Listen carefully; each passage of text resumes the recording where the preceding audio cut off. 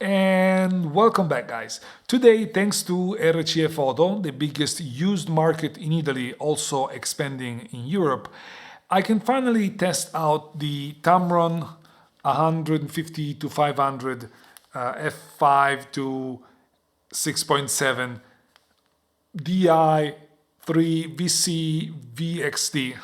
It's a mouthful. And it's a lens that I've been looking forward to test because I've always been very interested in this type of lenses, and it's not easy to stumble on them. So thanks again to RCE Photo for letting me do it. Now, a lens like this screams outdoors. A lens like this screams nature. A lens like this screams wildlife. So before talking about this lens even further, let's get outside and let's see what this lens does in the field. And let's get out and go bird watching. The idea is to go to a natural reserve that is about an hour drive from where I live and test the 150 to 500 there, bird watching and basically focusing on big birds. Let's see how it works out. And here we are, Riserva Naturale Saline di Priolo, which is very nice, and it used to be even better, but then it caught on fire a few years ago. I took great pictures here. There were also cabins inside the lake where you could get really close to birds and they would not scare of you. So I love this place. It's not super crowded. That's why I've come over here. So Riserva Naturale Orientata Saline di Priolo. By the way, I'm vlogging with a brand new lens. I'll let you guess. Let me know in the comments what lens do you think this is. For now, it seems really great, but that's for another video. So let me know your guess in the comments below.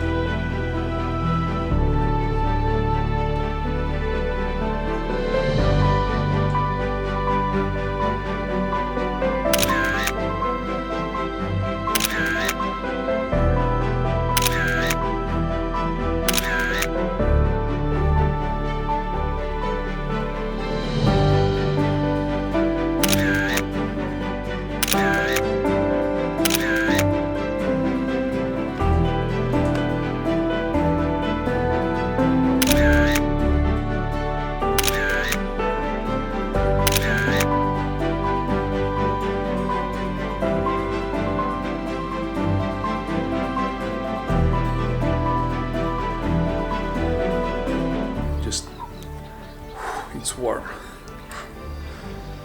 Of course, the difficulty is hand holding it.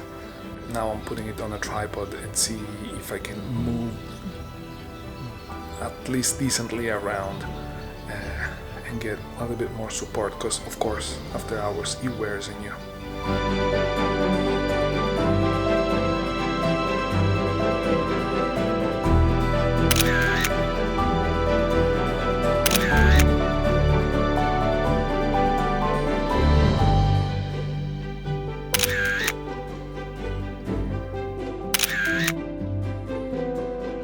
Unfortunately, it is time to go. I spent 3 hours over here, maybe more, but the area closes at 6 p.m. Now that the lights is becoming incredible and the clouds are gone. I have to leave. Unfortunately, it is what it is. That's what we get. I would love to stay a lot longer, but it's impossible. Anyways, it was a good test, and I'm gonna need to watch the pictures after at my computer and all that. But it looks like the lens is a great one. It's really a great one. The only issue that I can see maybe that it's not super fast when it comes to aperture, but it would have costed a lot more and it would have been a lot bigger. But other than that, I'm really impressed. And here we are again. So I hope you liked the footage that I just showed you, but now it's time to dive into the actual review of this lens.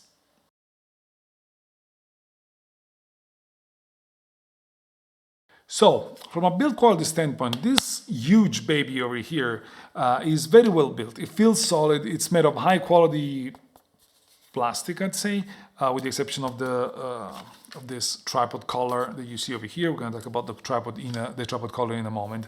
It is stabilized. It is weather sealed. It has no aperture ring, which is typical for Tamron lenses, and it's definitely not small. It's kind of a beefy, big lens, and it also extends while you zoom out. So this is at 150, and this is what you get at 500 millimeters. This has its own advantages, but we'll talk about it later, actually in a second. It weighs 1.7 kilos, so it's definitely not a lightweight lens, and while shooting you can definitely feel it. Being a super telephoto lens, these size and dimensions are not surprising by any stretch of imagination. For comparison, the 100 to 400 from Fuji, it's a little bit brighter when it comes to aperture, but it's shorter when it comes to focal length, and it weighs a bit less, 300 grams less, which is something, but the dimensions are pretty similar, and it also extends like this when you zoom in. While on the other hand, the 150 to 600, the other rival to this lens, is definitely bigger. It doesn't extend as you zoom out, but it's definitely bigger to begin with. So it poses some issues when it comes to transportability. And that is a 5.6 f8 lens. So this lens over here has aperture advantage over that one. Also, this lens is a full frame lens. It basically, Tamron basically changed the mount to make it work with Fuji, but this is the same lens that you can buy for Sony, that you can buy for Nikon, I guess.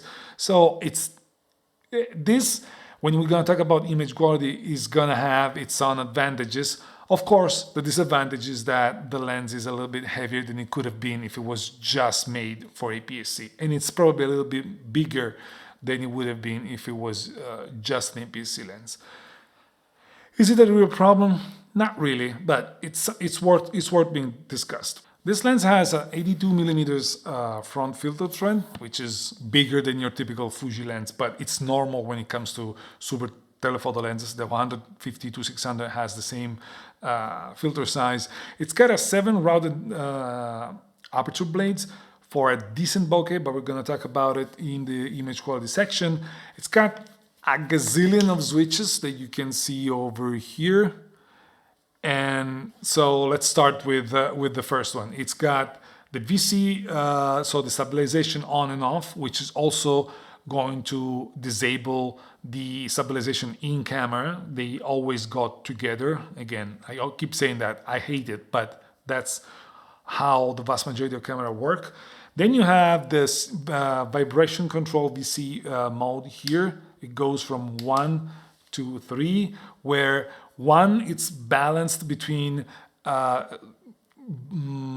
stabilizing the image even before shooting and then the shooting. 2 is basically used only for panning, and 3 is basically optimized for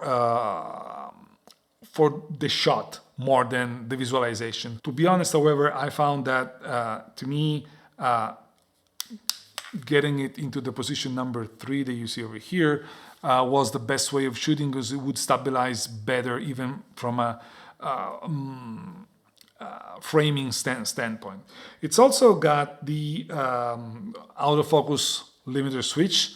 It goes from full to 10 meter to macro, almost macro, or 10 meters to infinity. This is crucial for a super telephoto lens to help the autofocus tracking your subjects. It's also got the locking switch over here that doesn't allow the zoom to go anywhere, especially while you're walking.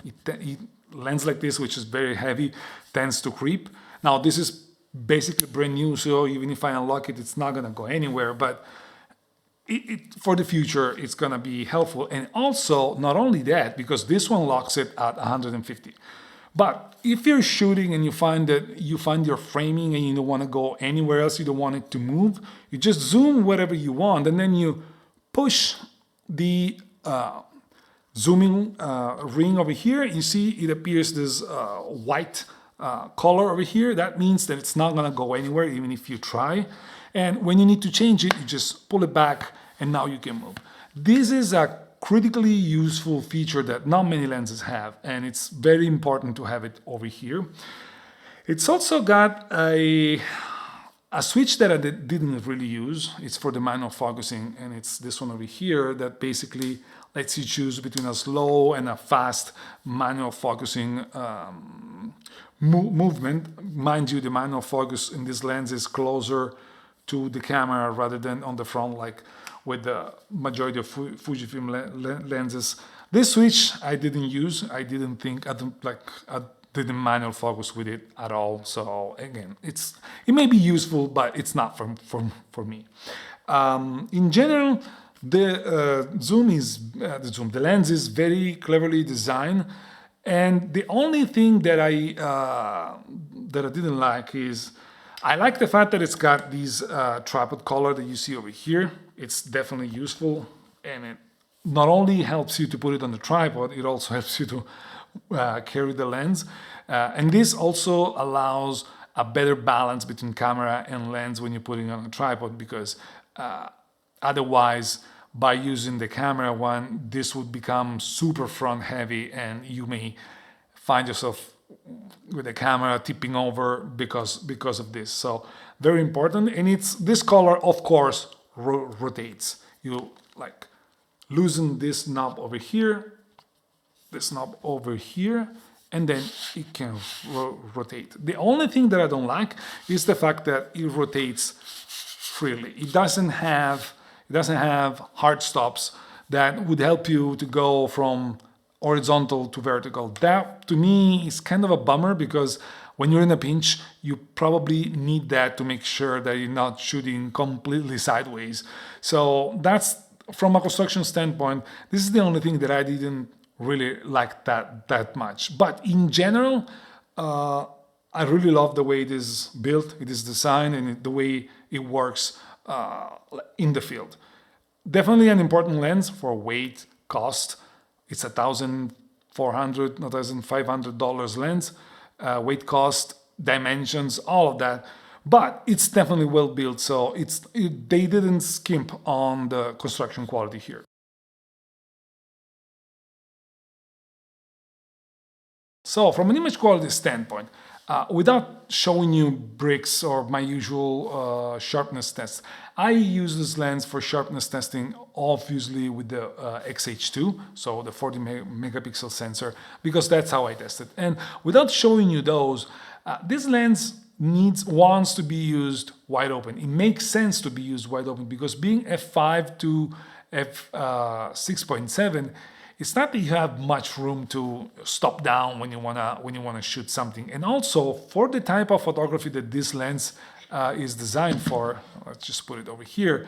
For what this lens is designed for, which is basically wildlife, nature, and all of that, you want the separation between the subject in the foreground and the background. And so you want, if anything, you want to shoot wider, more a faster aperture rather than slower aperture. So I tested this lens wide open, because to me, that's how you're going to use it 99.9% of the time. And wide open, this lens delivers, because even wide open throughout the focal range, The sharpness is there, is very sharp, although it's not shockingly sharp. I don't know if you understand what I mean, but the sharpness is there, and the fact that it's a full frame camera shows here because the corners are basically as good as the center throughout the zooming range. I don't know how this does on a full frame sensor because I don't have a full frame camera, but being on a Fuji, so on an APS-C side sensor, you get the best out of this lens just because you get basically the best portion of the entire image circle. So that's really, really good. And it also got basically no vignetting at all, again, as a bonus to the fact that it is a full frame lens. And in general, although not being the super sharpest lens in the world, it covers the 40 megapixel and the sharpness that you get is plenty. The only downside that I can find from an optical standpoint is that there's a little bit, not too much, of chromatic aberration, especially at 500 millimeters on the high contrast edges. But other than that, all the rest is very well controlled. So in general, the performance from an optical standpoint is very, very, very high. It focuses as close as 60 centimeters when you set at 150 millimeters of focal length, and it goes up to 1.8 meters if you are 500 millimeters, and your best magnification ratio is at 150, and it allows you to go pretty close, and allows you to just separate your close subject from the background. I'm really impressed from the optical quality of this lens, especially because if you compare it to the Fuji, it comes at a good $600, even more of a lower price. So well done here from Tamron.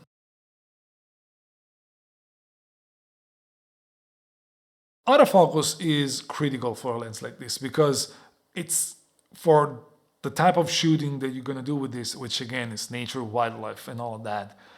Nailing the perfect moment is crucial to the result. And in my opinion, this lens performs really good. Now, mind you, I've tested it with the latest cameras, with the latest firmwares. Maybe with other cameras that are older, it's not going to perform as well. But with the new cameras and new autofocusing system, I found that the autofocus was really, really good. Now, I definitely miss shots for sure, but I believe with a lens like this, with moving subjects and all of that, it's kind of typical for every system, for every lens in general. And not only this, I am not a wildlife photographer at all.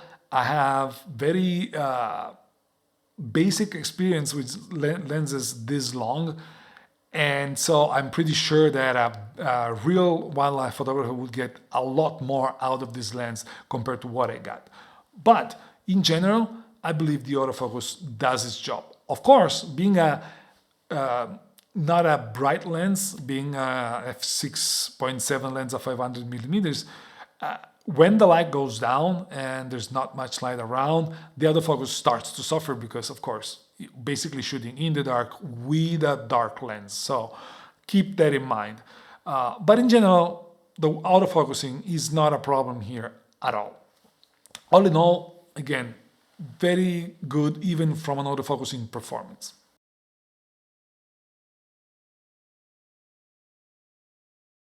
As you probably can tell, in conclusion, I'm really impressed with this lens, to the point that I'm thinking about buying one. I don't have a very high usage for lenses like this, but having one home makes you use it. If you don't have it, you're not going to use it for sure.